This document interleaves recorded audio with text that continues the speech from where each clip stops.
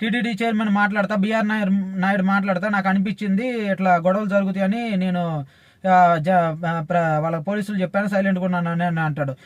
నువ్వు అసలుకి ఎంత బాధ్యత రాహిత్యంగా మాట్లాడుతున్నావు అంటే, ఒకవేళ నువ్వు ఇప్పుడు టీవీ ఛానల్కి సంబంధించిన ఓనర్వి, నీ టీవీ ఛానల్ లాస్ అవుతుందని అంటే ముందుగానే నువ్వు జాగ్రత్త పడతావు కదా, ఎలా దాన్ని నివారణ చేసుకోవాలి, ఎలా దాన్ని కాపాడుకోవాలని చెప్తావు. అట్నే భక్తులు ఇంతమంది వస్తున్నప్పుడు నీకేదో అనిపించిందని చెప్తున్నావు. అనిపించినప్పుడు ఎంత జాగ్రత్తలు తీసుకోవాలి, వాళ్ళ మీద వాళ్ళు ఎవరో జాగ్రత్తలు తీసుకుంటారులే, పోలీసులు జాగ్రత్తలు తీసుకుంటారులే అని వదిలేయటం వేసి వెళ్ళిపోవటం ఏంది. నువ్వు పొద్దున్న నుంచి సాయంత్రం వరకు పండగల టయాల్లో, నార్మల్ టయాల్లో అంటే వేరు, పండగల టయాల్లో ఎంత జాగ్రత్త తీసుకొని అక్కడ ఏర్పాట్లు అనేవి చేయాలి. 1-10 సార్లు నీకు ఇచ్చింది బాధ్యత, అందుకే కదా. వేరే పోస్టులు ఏమి ఇవ్వకుండా నీకు టీటీడీ ఇచ్చింది ఎందుకు?